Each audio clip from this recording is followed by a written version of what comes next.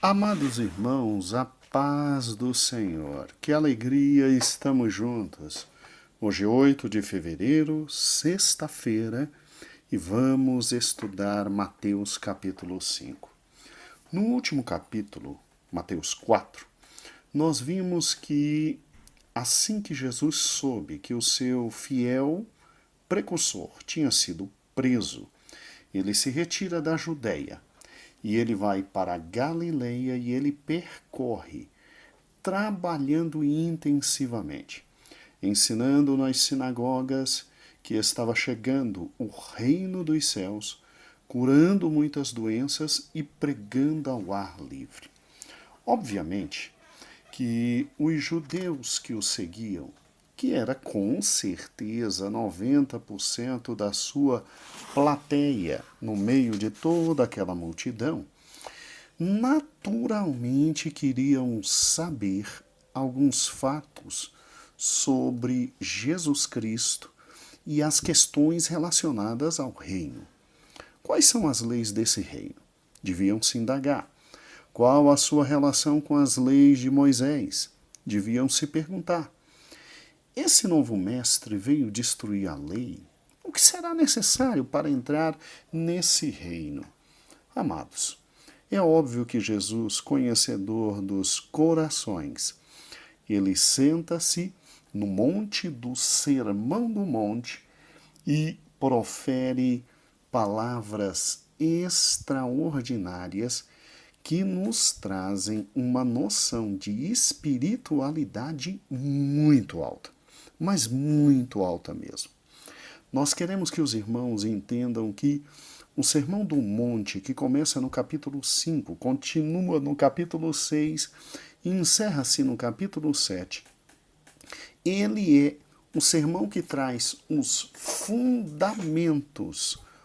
fundamentos para o reino e a vida no reino. Eu sei que quando lemos Mateus capítulo 5, nós ficamos simplesmente arrasados, não é? O nível é elevadíssimo, o nível é muito alto.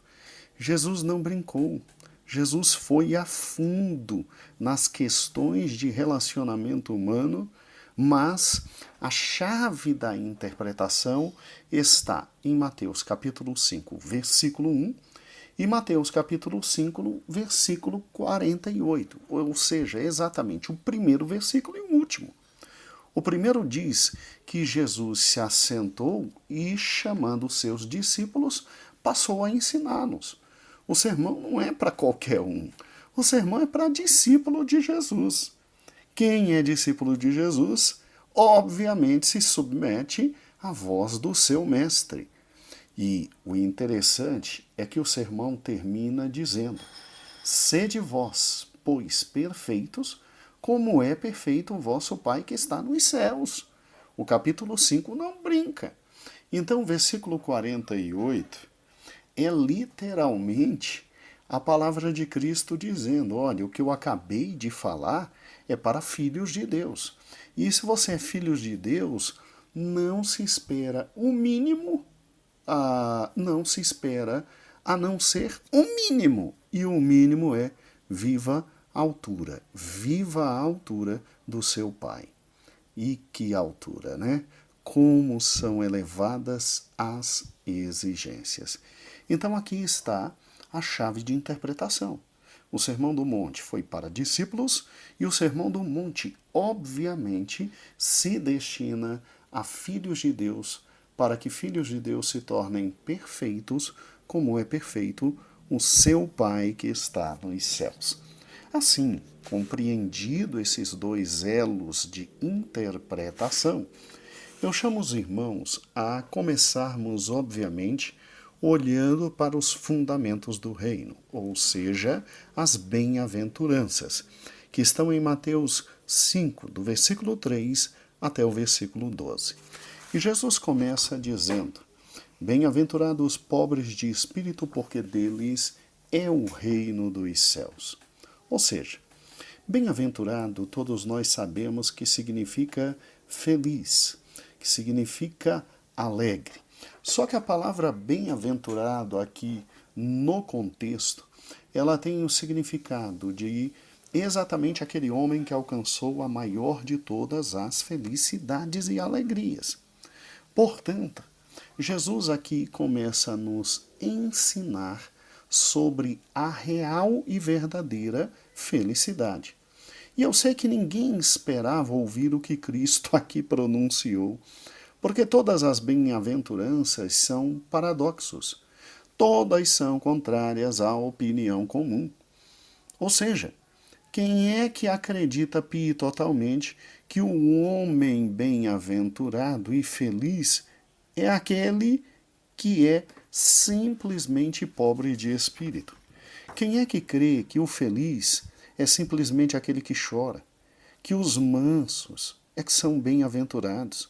Que quem tem fome e sede de justiça é que é bem-aventurado? Bem-aventurados os misericordiosos, limpos de coração, pacificadores. E que história é essa de ser bem-aventurado quando estiver sendo perseguido por causa do nome de Cristo? São paradoxos puros, mas são palavra de nosso Senhor e Salvador Jesus Cristo. Portanto, ele sabe o que estava dizendo. Olha que interessante, não poderia ser outra forma, a forma de começar e iniciar o Sermão do Monte. E aqui está o terceiro grande paradigma de interpretação. Quando Cristo diz bem-aventurados os pobres de espírito, ele abre o Sermão do Monte com o maior ensinamento de todos os tempos. O pobre de espírito, ele é bem-aventurado porque ele olha para dentro de si.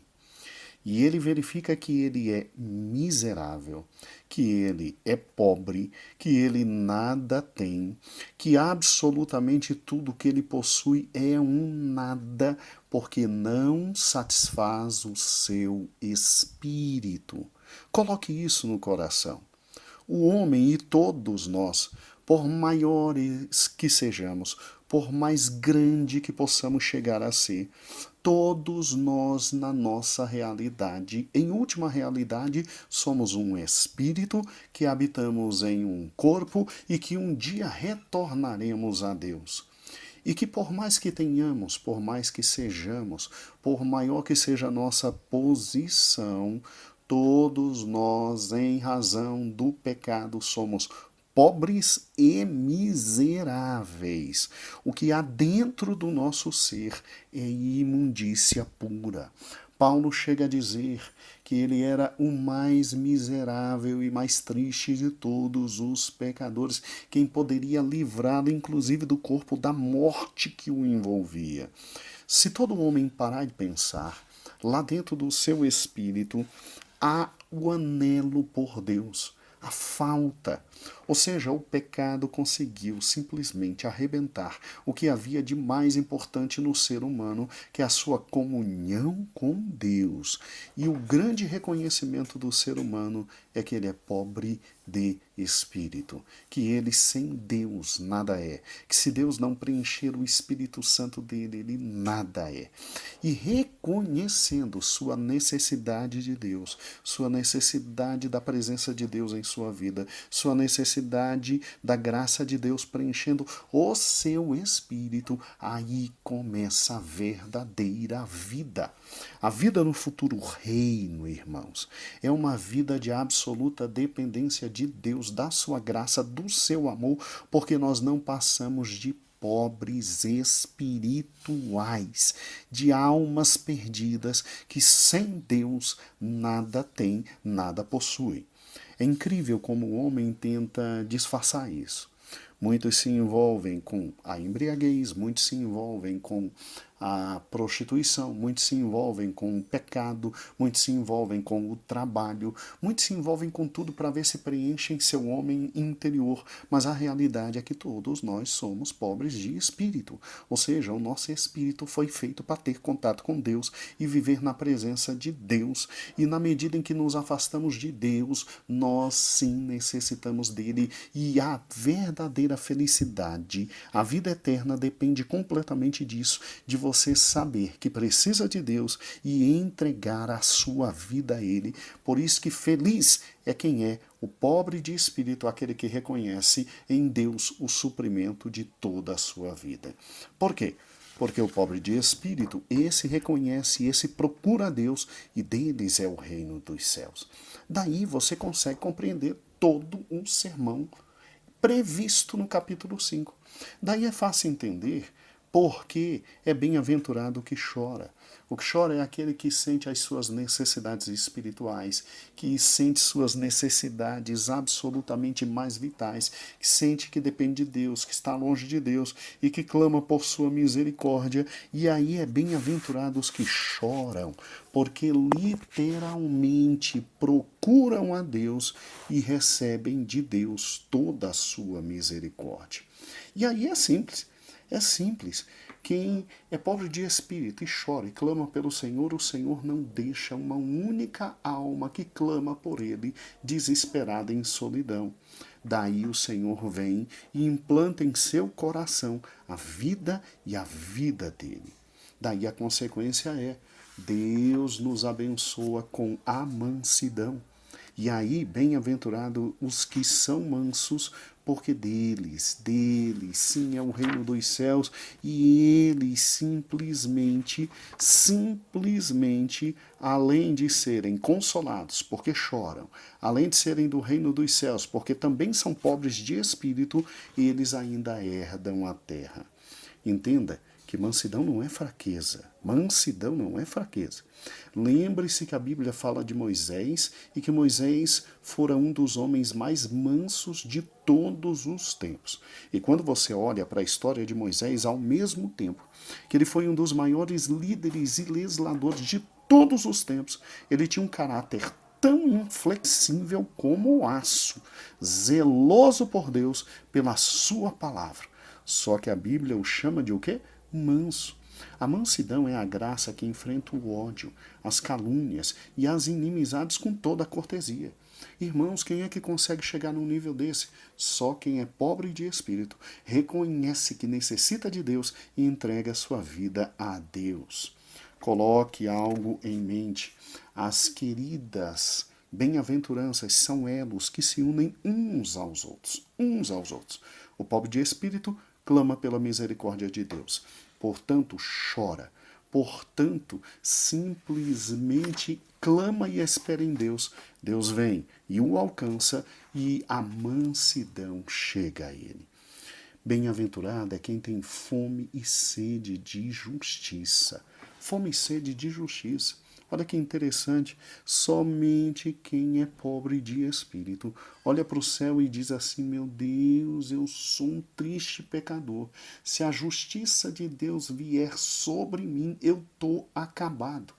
Por isso ele tem fome e sede de justiça, e Deus, por sua misericórdia, faz abundar no coração dele a preciosa graça. Ou seja, Deus envia Jesus para morrer na cruz, aplicando toda a sua ira sobre Cristo, e a justiça que Cristo alcançou é aplicada por nós. Por isso que, como pobres de espírito, olhamos para o céu e falamos: nós acreditamos na justiça de Deus aplicada em Cristo e que nós somos reconciliados com Deus por intermédio da justiça de Cristo. Agora, vamos juntos. Bem-aventurados misericordiosos, porque alcançarão o quê? Misericórdia. Agora, misericórdia, sim, misericórdia. Misericórdia é o quê? Misericórdia é amor imerecido. Ser misericordioso quer dizer ter espírito bondoso, compassivo, pronto a perdoar, livre de censura e independente de qualquer coisa. Irmão, só quem alcança isso, quem foi alcançado pela misericórdia de Deus.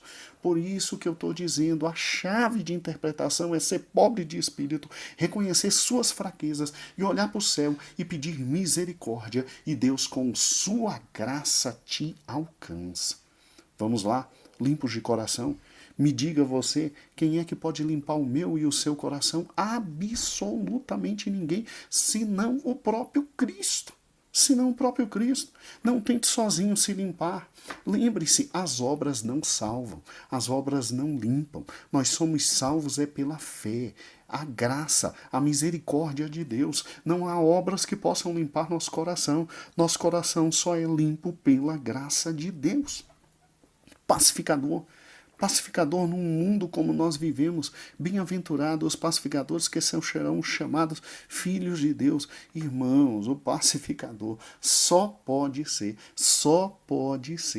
aquele pobre de espírito que chamou, que clamou, que trouxe para si a presença de Deus, que necessita da justiça de Deus e que é justificado pela fé em toda a obra que Cristo fez. Daí a possibilidade do Espírito Santo tomar a nossa vida e nos tornar pacificadores. Agora, sejamos francos, quando Jesus termina e diz exatamente assim: bem-aventurado todos aqueles que sofrem perseguição. Meu Deus do céu, como é que alguém que é humilde, como é que alguém que é manso, como é que alguém que é misericordioso, limpo de coração, pacificador, simplesmente pode ser odiado pela maioria dos homens e ser esmagado por tristes perseguições? Óbvio, meu irmão, coloque no coração, todo aquele que pratica o bem, ele é inimigo do presente sistema montado de forma contrária às bem-aventuranças. E lembre-se, Jesus foi o primeiro a praticar todas as bem-aventuranças e é óbvio, se fizeram a ele, se o perseguiram, se o crucificaram, você e eu queremos algo melhor para a nossa vida. Melhor para a nossa vida. Então, irmãos, quando a gente entende a estrutura de Mateus capítulo 5, que tudo parte da primeira bem-aventurança, pobreza de espírito e necessidade da presença de Deus, tudo é transformado. Você entrega a sua vida a Cristo e aí fica fácil ser sal da terra e luz do mundo. Sal da terra e luz do mundo, como está no versículo 13 ao versículo 16. Os crentes são sal da terra, porque conservam a terra para que a terra não seja submersa em toda a corrupção. Ou seja, olha que interessante, os crentes são aquele condimento que Deus colocou no mundo para que o mundo não seja estragado. Para que o mundo não seja estragado, porque eles vivem acima de todos os conceitos, todas as leis, todas as referências, eles vivem à luz do Sermão 5. Ou seja, eles são sal da terra. Eles são luz no mundo porque a luz brilha, a luz do nosso Senhor, a luz do seu Evangelho, a luz da sua graça, atingindo todas as vidas. Coloque uma coisa no coração.